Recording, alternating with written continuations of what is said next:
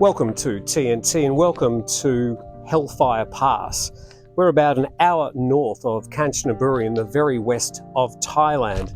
And this location has become one of a pilgrimage for a lot of Australians and New Zealanders. They have a dawn service here for ANZAC Day each year, but also for other people that have lost servicemen in the construction as POWs to build this cutting for a railway between Thailand and into Burma during World War II. We spoke to Jataporn from the Hellfire Pass Interpretive Centre to find out more about the history of Hellfire Pass. So thank you for having a talk to us, and this is an amazing building, an interpretive centre funded by the Australian government. Correct. This facility is open since 1998, and it was first called Hellfire Pass Memorial Museum, and then later it has grown. The visitors, the popularity, and the Australian government decided to fund a large refurbishment, and that happened between 2018, and then. That's when we renamed into a Hellfire Pass Interpretive Centre. Okay. Now, the actual Hellfire Pass is about, a kilometre walk from here? No, well, hopefully not. It's about 500 metres. 500 metres, okay. Sets, and that will lead you to the pass and the memorial, and then we can do that same distance on a return walk. Okay, so how long is the actual cutting of Hellfire Pass? So the cutting itself is about 75 meters long, and at the deepest point it's about 25 meters. And that was cut through by the men, yes, with a bit of dynamite and picks. Very limited tools and mostly hand tools. And what they had at the time was dynamite that were able to help them. But before you could use dynamite, you have to drill by hand at least 1 meter deep before you put the explosive device in and allow the explosion to happen. That would have been very dangerous in itself. Yes, and when that happened, sometimes it came out as a big chunk of rock that you still cannot move it. So you still have to continue doing the drilling by hand to make them into smaller debris so that you can, take it to somewhere else or push it over there. So the Hellfire Pass, also known as the Konyu Cutting, correct, was actually part of a much longer project. Yes. The actual railway, the whole type of a railway is up to 415 kilometers long, and starting from Bangkok in Ratchaburi. So Ratchaburi is, a couple of 100 kilometers south of here? Yes, correct. And it came through here and was going north up to the Burmese border? Yes. Correct. And into Burma? Yes, correct. Yes. Right. So how many people were involved, and which countries did they come from? So we have two large group of laborers. One is prisoner of war, of course, that was captured by the Japanese and moved here into Thailand, and that's about 60,000 prisoner of wars from the allied countries. So there was British, Australia, New Zealand, Dutch, Americans. Yes, so mostly British, and that's the amount of people that was worked here. And the second group is the Asian laborers, or what they call Romusha, and these comprise of many nationalities. So there may be the Malayans, Tamils, Indians, Thais. Maybe we don't know exactly. Sure. I mean, the difference is in that these civilians laborers were persuaded and convinced by the Japanese to, come and work, and they would get paid, with good working condition and so on. But they suffered certainly as badly or worse than the prisoners of war.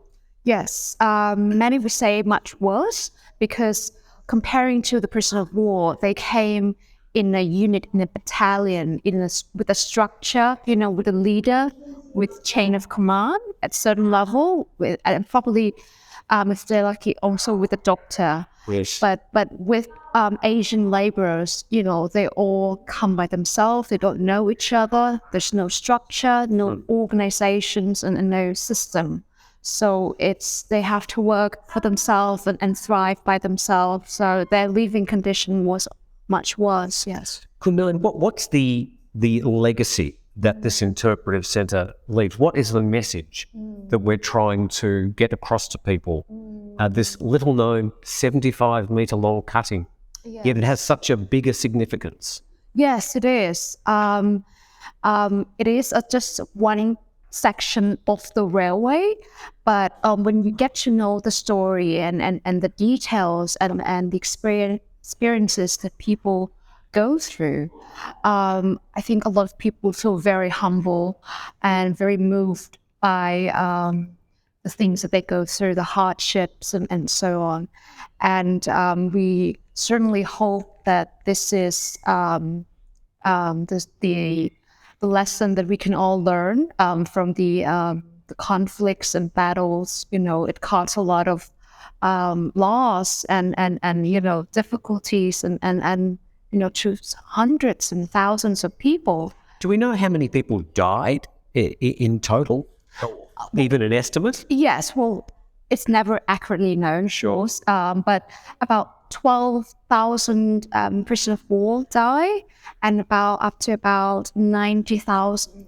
90,000. Yes, it's and very unfortunate that there's so limited or hardly any records of those men from Romusha, because like I mentioned, the prisoner of wars, they come in a group, in a unit, in a military unit, so yes. There's more details and records of them. Sure.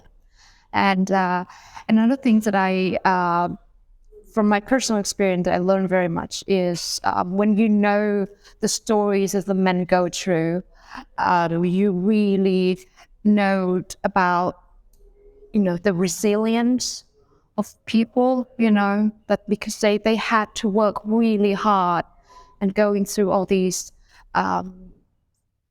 different conditions, the weather, the diseases, illness, hunger, very limited tools, intensive labor work and exposures to very extreme weather conditions. Yes. Just finally, it has become somewhat of a pilgrimage, certainly for Australians and New Zealanders, for the April 25th ANZAC Day each year. Yes. So that's become increasingly popular at the site, the dawn service? Yes. Well, the Interpretive Centre has gained a lot more be more known to the public, and we had a lot larger ANZAC Day preparations and setup than we had before. But of course, unfortunately, COVID happened during the past couple of years, so there was some gap then. Sure. But now that we have started from last year, we had one service. And this year's service, we really hope that there will be quite a lot of people, because a lot of people reach to us and, sending emails and inquiries showing their interest. So we really hope that we'll get a lot of people this year. So thank you, Nan. Yes. And also thank you to Kun Mick, yes. who is sort of one of the main people here. We should also thank His Majesty the King for allowing the centre to be built here.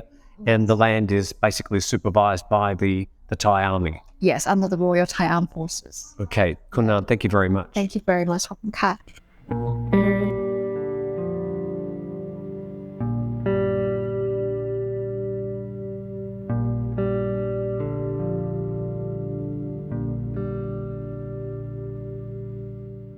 So thank you to Kun Jataporn for helping us understand a bit more about the history of Hellfire Pass.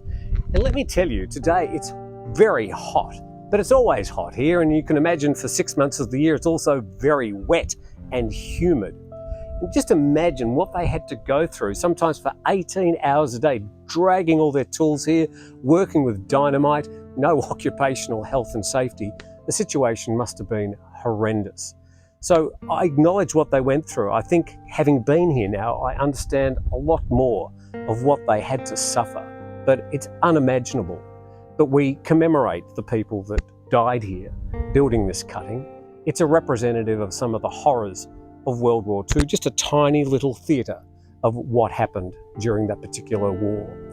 Thanks for joining us on TNT in our special program. I've also put a link in the description with a longer video about what happened here at Hellfire Pass if you'd like to find out more.